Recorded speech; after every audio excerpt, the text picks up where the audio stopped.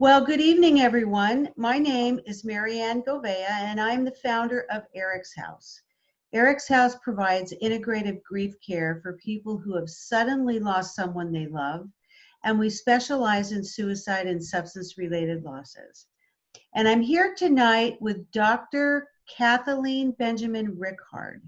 So Kathy is a member of the Eric's House team, and she's going to be discussing brain, breath, and healing. It's a fascinating presentation. We get so many positive comments on what she has to say. So before we get started, let me tell you a little bit about Kathy.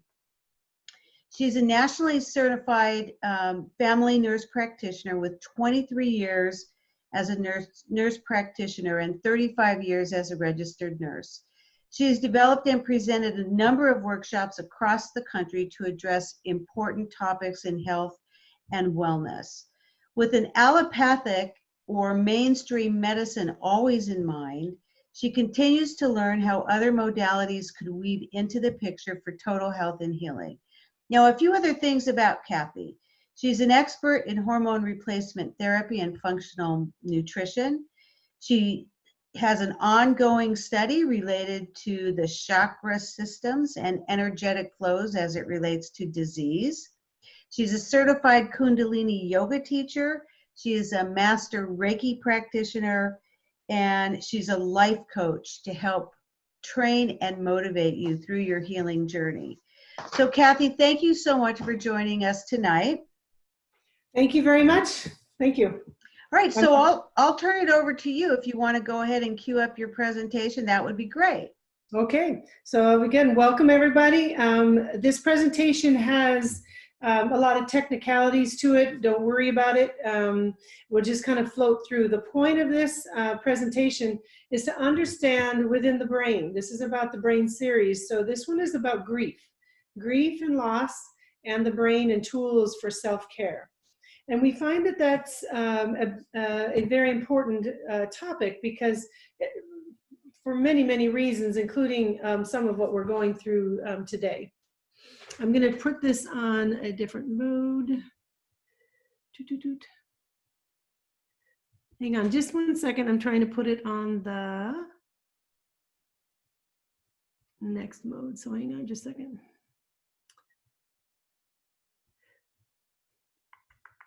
There should be a thing right here that says, hang on just a second here, sorry. Slideshow. Okay, hang on just a second. Okay, so it'll look more like a slideshow here.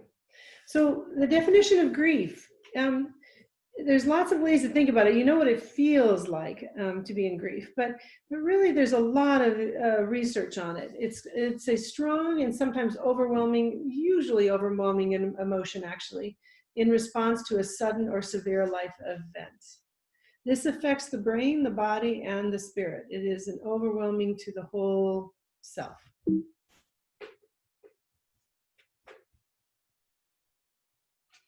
What happens in the brain during grief and loss? What does it affect? How does it affect the whole body and mind? And ways to handle these emotions with self-care. This is what we're going to go over tonight. And why is understanding the brain so important? I think the biggest deal about this information is that if we can demystify the grief experience and the feelings that go with that, then we have a vital process, or we have an ability to use our mind to help us heal. When we're ready, we have a way to make ourselves feel well. It's never forgetting, but it's sometimes working through the grief that is how we heal in the world. So grief is a normal and common response to loss that changes how we perceive our world. Absolutely. Our response to grief is based on learning, genetics, and very much an individual process. There are several studies that say that things that may have happened in your youth are some of the stepping stones to how and why you process the things you do as you get older. It's not blaming, it's just how we use our mind to try to work on the past to help us understand how to move into the future. Our brain chemistry contributes to the spin, as I'll explain further on. And our thoughts contribute to our ability to heal and learn and grow. Here are some of the symptoms of grief. And many of them you'll feel if you have significant loss and grief and you've lost somebody that you love very much. These are noted too. But in some cases, even in a milder form, or maybe they think it's a most extreme form with what's going on with all the being on house arrest that we are in right now. I think these things apply in all kinds of ways. So in extreme exhaustion and headache, that dull headache you wake up with and go to bed with, feeling or getting sick. Our immune system gets a real hit when we're in grief, and many times we will get a cold or we'll get sick. Body pain, chest tension. There's an actual disease that is related to severe grief that actually causes a heart condition. There's also muscle and throat tension, and if you're under grief, many times you feel like you have a vice around your throat. Joint pains happen out of grief many times, and I'll explain some of that. Forgetfulness, shortness of breath, nausea, muscle weakness, dry mouth, clumsiness, a feeling of clumsiness, poor sleep, and poor appetite. And there are more, but these are many of the more significant ones people talk about. This is a picture of the brain. It's a little technical, but I like to put this one in. It's one of them that I do with almost all my presentations, because it helps to understand that there's parts of the brain that in coordination give us our wholeness, but in parts have an effect on us. The one on the bottom talks about the deep limbic system. That's where the amygdala is. So when I talk about the amygdala, or the fight or flight or freeze part of our being, that's the location of it. If you notice that near that, well, you wouldn't notice, but if you understand that the spinal cord is just right there, that's also part of the cranial nerves. And that's why when you're in an acute stress, you have a lot of symptoms that I'll go over later that contributes to the dance in that area called the amygdala. Also notice that parietal lobe on the side. We're going to talk about that in relationship to the hippocampus. The basal ganglia, we won't talk about it as much now. It's the overall, everything is rosy kind of part of our brain. The anterior cingulate gyrus is a band that we will talk about, and it's part of the gateway to get to the higher thinking level, the calm thinking way of the prefrontal cortex. So we'll begin with the amygdala. That's in the limbic system toward the back that you saw, that's sort of wrapped into that spinal cord. This is the area of fight or flight or freeze. It's located near the cranial nerves so that it can affect our ability to see, hear, smell, and we also have palpitations from there. So the cranial nerves offer us the ability to hear and to see. It also helps the heart regulate. It helps us understand our world around us in that way. And this particular amygdala is very good at protecting us. So it's important that you know that this is not a bad thing. This is just a very protective thing. It's the first thing always that we get, no matter what the crisis, even if it was a small motor vehicle accident, let's say. Everything goes into the amygdala first before it filters out. And it's our ability to move on beyond that and train our brain over time that helps us move through it faster. This also has the painful emotional pain, I should say, not the physical pain in this case, but emotional pain of fear, anger, and sadness. That next area in the temporal lobe that I was showing you on that one picture is a very important one that we've done tons of studies on, really, in relationship actually to Alzheimer's and inability to function as we age. Its job is to organize and store new memories. It consolidates the memory of emotion that first comes from the amygdala, and it tries to figure it out. It transfers that memory. It tells the brain, are we going to be, what are we going to do with this information, really? It's also the memory for directions, location, and orientation. This one is really interesting because I didn't really realize that when I was under severe stress and I was having a very hard time, I found that I had trouble finding my way to my own house. That's an example of what the hippocampus was doing. It was just not, I couldn't figure out, even in my own subdivision, what the heck and where was I? It was very odd. And I knew I wasn't understanding that, but I just wasn't able to figure that out at the time. I had to stop and slow down and just say, okay, here I am. And then hope my car could get me there. It has a very good capacity to neuroplasticity, and that's a lot of discussion right now. Neuroplasticity, neuronal plasticity, excuse me, related to early Alzheimer's. They're turning early Alzheimer's around a little bit with this information. It is also known that it can be regenerated, so you can build the hippocampus. When the further along in these memory problems, and if the tailspin of what's going on doesn't improve, we do notice it takes a while for that to turn around, but it is possible, and that's in the studies many times, that if we work at it, we can make it better. The anterior cingulate is the gateway to higher thinking. So it's that band that was toward the front there, towards that left side. It's the bridge from the limbic, or the fight, flight, or freeze system, to the prefrontal cortex. This is our area of yearning. We wish things were different. We want things to be different. It has to do with separation anxiety. It has a place of actual physical pain. So when you feel that awful, your body just hurts like crazy with your grief, this is the area that it is. It's a center of conscious regulation of the negative or the positive emotions with that pain.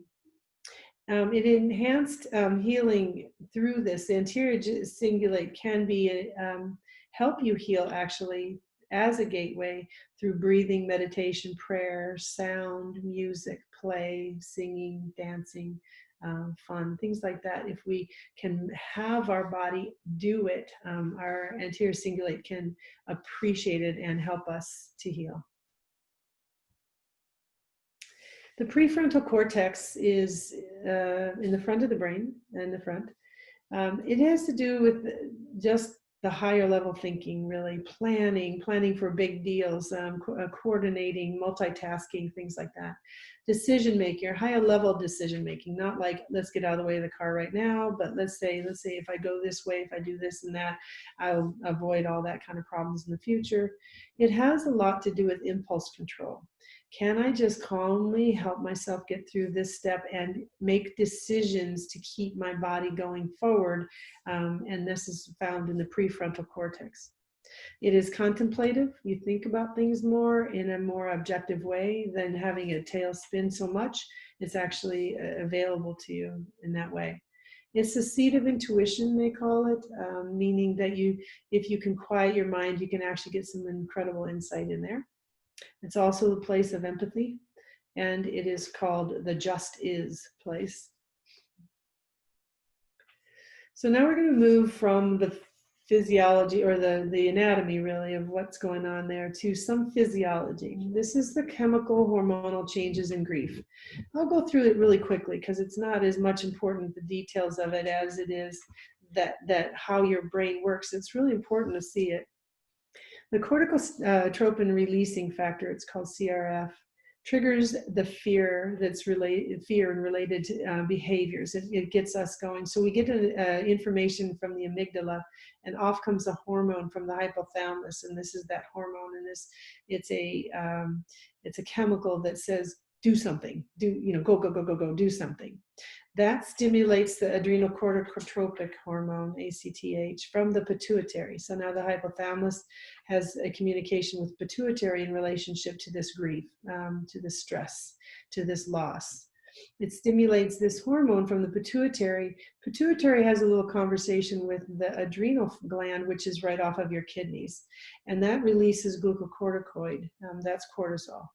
So this is the story of what's called the HPA axis, the hypothalamus pituitary adrenal axis, and that's in the literature, always talked about when it's related to big changes in the body. So these things go in that loop, and so the adrenal glands, or the cortisol, then will elevate and try to protect us. But unfortunately, because of how grief works, and this is how our human mind works, it loops back to the hypothalamus again to add a little bit more CRF, and then the cycle keeps going around in a circle. This is where the circles go, and it talks with the amygdala, which is your fight or flight, and you can get into these hypervigilant circles in your mind. From there, it goes into the hippocampus, and it triggers off into a continuation in a long-term hypervigilance and hyper alert emotions. It produces a norepinephrine to just keep that flow going. It says it's going to be a long-term problem. Let's just keep it going. So the point of this is that we have a real mechanism, and it's not, you're not making it up. This is something that has to happen. How long it happens and how deeply it happens, that's the individual part. But how the physiology works has been very well researched. It's very clear. Kind of a busy slide, but just to show you how this dances around so much. So the stress comes in, and it comes in really from down below. So you'll see it actually more in where the ACTH and the pituitary hypothalamus area is. The amygdala is attached to it. It's all kind of interwoven, and they all come together to try to protect you.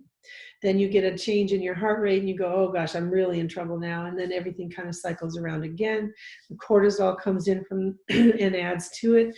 And cortisol initially is very protective, because it's giving you cortisone. It's just giving you a way to keep infection down while you're in acute state. It doesn't work in the long run, but it does help in the short run of things. So chronic grief, what we do know about it is that it shrinks the hippocampal volume. So if you have the hippocampus decreased in volume, you decrease that function of being able to get out of that spin. This is the area where they're doing a lot of research in the Alzheimer's world. So. Increasing the amygdala function is that fight, flight, or freeze, and it makes it into a hyperfunction. It just keeps on going. So it's hard to break the cycle, because the chemistry goes, oh, you need more? The chemicals, I'm sorry, it goes, oh, you need more? Okay, we need more. And it believes whatever your thoughts are. So your mind is, and your brain is trying to protect you and take care of you. So understanding that that's true, sometimes we can come to a place where we can make a decision to get a break from that. The other thing that chronic grief does is it decreases the prefrontal cortex function, and that's our higher thinking function. So that's when we can't possibly think outside the box. We can't be still. But that's in our mind, and that's the chemical. But our thoughts can do some things like that, and we'll talk about it. But it gives a stuck feeling and that spinning thoughts. It goes round and round and round, and you see something on TV and it gets worse, and it just goes round and round and round. And you hear a friend that talked about the person who you love that died, and that goes round and round. And so it goes spinning around in circles. The cortisol increases and then decreases. Cortisol at first is a protective, so it actually decreases your pain for a little while. If you've ever had to move really fast, you'll notice that your back didn't hurt then, and then if you had back pain. And then if it came back and you had that, you pushed and pushed and pushed in the grief process, you'll have pain. And it also causes a fatigue and a dizziness, and that's coming from the adrenals. They can only push out that hormone just so much. And they start to drop it down. I will often do a DHEA level, because I'll look to see how long someone has been under adrenal fatigue. And that DHEAS level can tell me a good story about when things start giving you trouble and how long it's been around. The last thing is a disconnection, very much wanting to be alone and quiet. And not all of that is bad. It's just that with chronic fatigue, not being connected with other humans doesn't help us get out of the circle. So here are ways to relieve that stress. First of all, most important is understand that what happens in the brain affects the whole body and the mind, and also that grief is a normal, healthy life event. It's what we do as we get through the grief that defines how we're going to feel on the other side. one of the things that we talk about is making a date for exercise. So on the calendar, it says, I will go out with somebody and go hike for 20 minutes or something. And then just make a pact with somebody else, or decide you're just going to do 10 minutes of jumping jacks or something every single day, and it's on the calendar. The reason is because if you step out of your brain and you put in a thought, the thought will allow you to have a different feeling in the brain. So it's our thoughts that help our brain know what the game plan is. Build a compassion in your heart. Find somebody to give to, or to serve, or to help. Sometimes getting outside of your world, no matter what, is helpful to others, and it helps make a big difference in yourself as them. Connect to the earth. There's a lot to talk about with earthing, and there's a lot of talk about making your body feel better with the electromagnetic field of the earth. So gardening and hiking and boating and swimming and things that are outdoors help with vitamin D. They help with just seeing color again. They help getting you out of the box. Give some space in your day for laughter. Some people will actually turn on a comedy. They may not think it's funny, but there'll be something in there that'll just have a break. And if you can just find a way to reboot for a minute, it helps a lot. If you're not sleeping well, give yourself permission to take a nap. If you're oversleeping, give yourself permission to always get up at the same time in the morning. So if you don't sleep till 3 or 4, but 7 o'clock is when you would have normally risen, get up at 7. And then you could take little naps during the day, because that increases your melatonin. And melatonin helps an awful lot with mood, and it helps you feel better. So if you don't get enough sleep, and some people in grief have to sleep a long time every day, because it helps their body to get the break it needs. Otherwise, their mind spin just makes the body feel so uncomfortable. So don't be afraid of sleep. So there's some more ideas. Keeping a dream journal. Speaking of sleep, dream journals are important because it helps us understand the repetitive thoughts. Many people say, I'm afraid of sleeping because I don't want to have that dream. And it's like, well, go ahead and write it down and see what that repetitive thought is. And then have a conversation with a therapist and say, well, this keeps going around in my head. How can you help me with that? And really, talking is big deal. Get it outside of your mind spin, and sometimes you can get a snap at really looking at it slightly different. So talking to therapists and groups. This group here is a big way to help you feel a little bit better, just to know that this is a normal but just spinning kind of thing going on in your brain.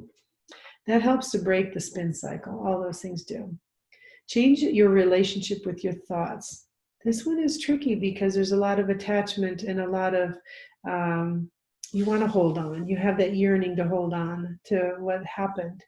And if you could allow yourself to have a moment away, like step out, watch that train go by for a minute and step out, one thought at a time, one time a day. Just say, for one moment, I'm going to pause that story, and I'm going to have a pause, and I'm going to be okay. And I'm going to say, you know what? I'm breathing. I can see colors. The roses smell nice. I can see the sky is really blue. I have a moment. So let me have that moment. You can do it really well with the breathing technique, and I'll just show you a brief one. You can do it by having some other kind of experience. You could go to church. Right now you can't, but I guess you could watch it on TV. You can watch different things that are moving, and I'll give you a feel outside of being stuck. Meditation improves your mood. That's well researched. There's no question about it.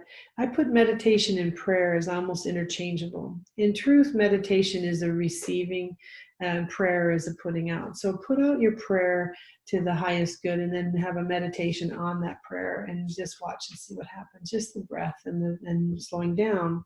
So it improves your mood. And the brain has a chance to temporarily stop that processing of what's going on with the grief symptoms. And if you have a temporary stop, it's like a reboot. And then you can kind of relax into it and say, okay, my body's still safe. I'm still safe. Let me just have this moment to make things feel better. Add creative projects, any creative projects. Good time for ceramics. I remember ceramics teacher saying it's one of the best therapy to get rid of the anger and the angst is to just knead some clay. But maybe you're a bread maker, so you can knead some bread. Something that gives you some release is what I'm talking about. Music, I usually say music without words, because music without words allows you to calm your nervous system down by the vibration of it, actually. So Mozart and all those are good, but anything that you can listen to that you enjoy that doesn't have a lot of voice to it. Hard drumming sometimes increases anxiety because it's vibrating on a different kind of level. But if you can do some things of drumming which are more balanced, that would be great. Breathing techniques are very important, and I can't tell you enough about it. That was my doctor work. If you can teach yourself to drop your shoulders and expand your belly to breathe, so you're inhaling and exhaling from your abdomen, let's say, it's called a singing breath or a diaphragm breath or a baby breath. It's got different terms, but the idea is it expands and contracts. And allows that muscles to calm down, and then it allows the vagal nerve to calm down. It makes a really big difference for him. And then I bring in the gong, because tonight we're going to play a little gong. I'm going to have you close your eyes and just take some breaths from your belly as best you can. We're going to feel how that feels. One more thing is the proclamation. There's a proclamation of intent to learn. It's a long term and it sounds too fancy, but really any proclamation, like I am proclaiming that I will be happy. I don't have to prove to anybody how sad I am. I'm going to prove to myself that I can have a moment of grace. I can have a moment of peace, and that's what I'm going to do. And make that a part of your daily practice, and you'll find that that can slowly expand and help you to cope when times are extra stressful for you. Meditation and prayer. So there's lots and lots of research on it. It provides better focus. And if you can improve your focus, then you improve your hippocampus and you can find your way down the street. It decreases your anxiety, meaning it decreases the amygdala. And if you have that ability to get off the fence right away and just say, okay, wait, let me breathe through this and see. Let me slow myself down and think about this, not in a tailspin, but in an altruistic way. You can get a little snap and benefit. It decreases pain, because if you can breathe through that and slow it down, it definitely has pain receptor sites that are improved. Add creativity. It adds creativity by giving yourself a moment for intuition. What would I like to do today? And it really gives better memory, again, based in the focus. They found in research that there more gray matter was produced with meditators, and that leads to more positive emotion more often. It doesn't mean that you won't have all the emotions that every human has, but you'll have more ability to reach that neutral emotion. And in decreasing the amygdala response is similar to decreasing the anxiety. They're very similar. One of the instruments that is historically done, ancient times, are the healing sounds of a gong. So they use gong in all kinds of ways, but some of it is meditative and healing and rituals and, in the past, many millennia back. We find that the vibrating metal, so this is made somewhat of bronze. So bronze seems to have a particularly nice charge to the human body, but it vibrates the metal charges of the electrons in the environment, and it picks it up in the environment from the sounds of the metal. It merges then with the electrons in the body. This is a safe thing. This is an important thing that kind of recalibrates all those fiery hormones and chemicals. It recalibrates the parasympathetic nervous system to be calm. So you have an opportunity this way to actually use a tool to calm your mind for a minute and get a break. It doesn't change the grief. It just helps to give you a moment so it can be softer. It is a positive experience, a peaceful electrical charge to reboot the emotional block. And the body feels the vibration of sound in all the cells for neutrality. And I've never had an experience with the gong that I didn't feel it somewhere in my body, like I could feel it in my chest or my joints, maybe if I was having a painful day that way, and sometimes in my mind. But I always felt calm afterwards. So we're going to do the gong in a minute, and if there's any questions, we'll go over those. So really important though, and this is using your thoughts, because your brain doesn't really want food necessarily. It's not easy. It's not easy under grief to eat, but the thoughts help to keep that stress down by getting a regular food in. So the big deal is about real foods. So we know that there's a lot about genetically modified foods and Roundup particularly that causes stress, anxiety, and it has some cancer-causing effects. So we try really hard to say, all right, I can't always afford organic, but let me just at least try to eat as clean as I can. And a lot of it is not, you don't have to go and buy very expensive foods. But I ask that you read the labels. If you can't understand what the labels say, if the ingredients are that big, maybe don't eat that one. Go to something else. I can find chips really easily that have 5 ingredients. Most of the time it's at a place like Sprouts, but I'm seeing more and more of it at Fry's too. I do a lot of looking around for that because that's kind of the most functional way of doing it. Dark greens, fresh fruits and vegetables, organic of those things if you can. There's a group called Environmental Working Group, and you can look them up, Environmental Working Group. And from there, they will tell you the cleanest and the not so clean. So they call it the Dirty Dozen and the Clean 10 or something, that are foods that are typically easier to get a hold of and eat that you can have. The Mediterranean diet has been studied in all kinds of ways. And it's basically organic protein and a good fat. So like a lot of avocado, olives, and things like that. Coconut are good. Fish and fish oils. And green food, but not a lot of the refined carbs, not a lot of breads, although Mediterranean has bread in it. We just kind of don't do big time breads, more of a minimizing of that, and heavy in the vegetables and fruits and protein and the good fats, the beneficial fats. Eggs are back in. All those things are good for you. This kind of a diet stabilizes the insulin, the blood sugar, which of course are related, the cortisol level. So if that's what's streaming around from your fight or flight, it can actually help modify that a little bit, give you a little modification through your digestion. Omega-3 fatty acids, or the fish oils, I would recommend getting clean ones. Omega-3s, you can find them online, maybe Metagenics or Full Strips, places like that have them. But I would get a good product. It's hard to buy now because of the heat, but I kind of stock up around March and April, make it through the summer, and then I buy it again. I don't like it to sit around outside too long, and I keep it in the refrigerator. Turmeric is well researched. Berries, mushrooms, coconut teas, fermented foods. Ashwagandha is an interesting one. It's been studied in calming the nervous system. Vitamin D, methylated B vitamins. There's plenty of studies that the MTHFR gene and the associated COMET gene related to an inability to methylate your foods. In other words, your inability to really digest your foods properly has caused a lot of anxiety and a lot of depression issues. And so methylated B vitamins help get that into the cells better.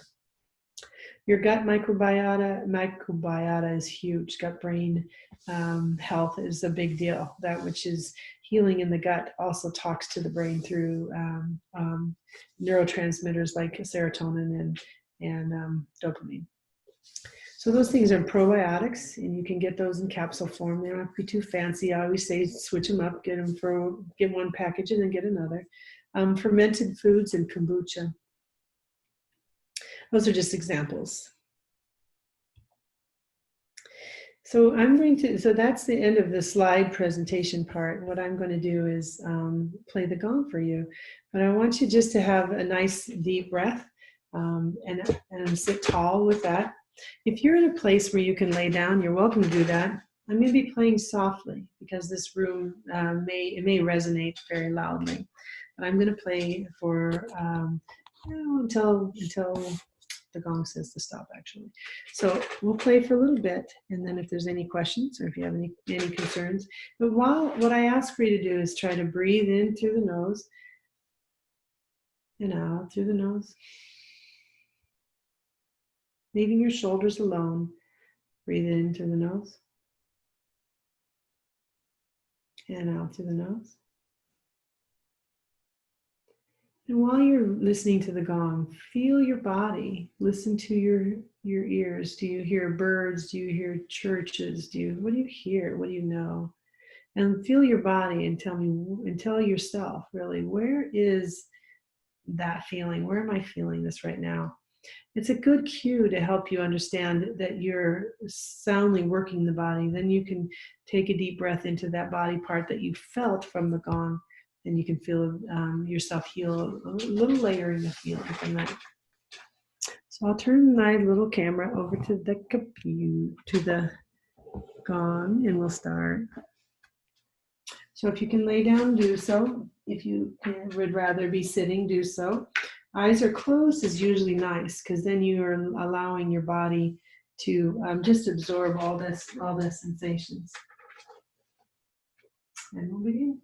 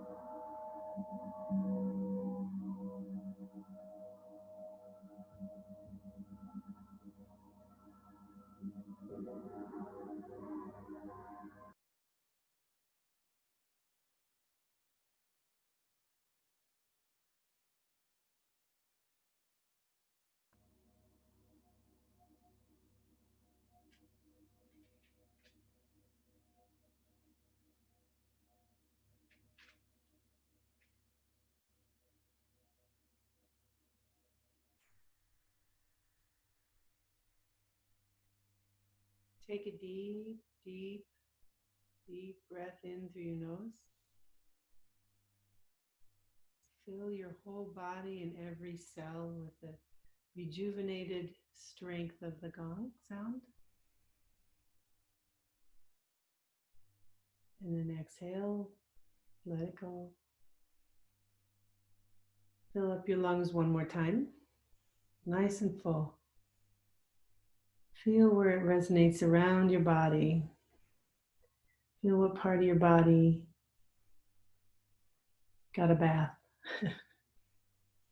And exhale. One more time, deep, deep, deep breath. Fill it up full. And then move your body around. And exhale. I wish you well. And I hope you have forgiveness for yourself for all of the crazy stuff that goes on in your mind with your grief, because it's real and your brain is doing it and it will do it. And now you maybe have an idea of how your thoughts can help your brain. You take care. Kathy, thank you so much. I am just amazed at how much knowledge you're able to impart. I do have a couple questions for you, though. By the way, the gong was beautiful. Thank you so much for that, too. Good. I have a question. You know, in your early slide, you talked about the brain doing all this stuff to protect us. And we've often heard that, you know, if your brain processes everything all at once, you could literally die from a broken heart. Yes. So explain that a little bit. Well, there's an actual phenomenon. I was trying to remember the name of it. It's like Tzitzi heart attack, something like that. It's a real thing. What happens in grief is that the autonomic nervous system plays it. So the vagal nerve. So it's all about the amygdala that I was describing, and around there are the cranial nerves, and one of them is the vagal nerve. And the vagal nerve is that one that's just really super fiery, and it kind of travels all the way down around your heart, down into your belly. It gives you that knot in the stomach. It gives you that icky feeling in your chest.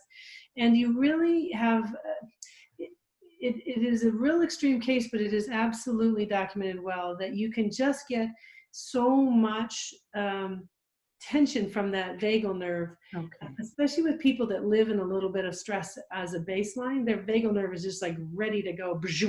Their blood pressure can rise. Your breath isn't getting deep, so you're not getting enough oxygen, and the vessels in your heart can just spasm. Mm-hmm. Okay. That's the literal part of that kind of a heart attack. It's not common. So it does take me to the next question then. You said something about adjusting your thoughts when you're in that state of fight, flight, freeze, or whatever. You're adjusting your thoughts, that your thoughts can actually help your brain change what your brain is doing at that moment. I think that's really important. But you also said that talking interrupts the spin cycle. And many of our clients, the things we tell our clients inside Eric's house is to continue to breathe, just breathe, breathe, breathe, especially as it relates to anxiety, but also talking, because we know that talking through whatever it is you're feeling or thinking helps get the grief process through the brain. Yes, and that I did mention at least that's part of it. Whether you do your journaling, part of it is journaling, but also to talk. You know, seeing people and going through that process helps you to just hear it for what a little bit different than what that spin in your brain goes round and round. Yeah. So it just gets it out of your body, somewhere else. Yes. So you can have a different perspective about it, or just get it released. And the breathing part is vital to it, but a lot of times it's a misunderstanding that just breathing is all you need to do. But if you breathe with your lungs like this, like you're going, you've seen people try to breathe and they just get worse, because that changes the autonomic nervous system and gears it up. What you want to do is relax this so that the phrenic nerve drops, and that changes the vagal nerve. That darn vagal nerve is part of the sneaky bugger. Okay. And if you can get the diaphragm to drop by just making your whole chest calm and soft, and then breathe out in and out from your belly like a baby would, for just a minute, it can flip it in just a minute. Change everything. Yeah. Okay, well, gosh, there's so much to talk about. I'd like to do a whole nother presentation just on breathing. I know, right? I got plenty of data on that. That was my doctor work, so I got tons on that. Well, we're so blessed and honored to have you, Kathy, and thank you so much. And I hope you have a wonderful evening. And if we get any questions, I'll send them your way. For people who would like to reach Kathy at her website, it's healgracefully.com. So you can reach out to her directly, and you can also find her on our website at www.ericshouse.org. So thank you very much for being with us tonight. Thank you for inviting me. I appreciate it. Bye-bye. Bye.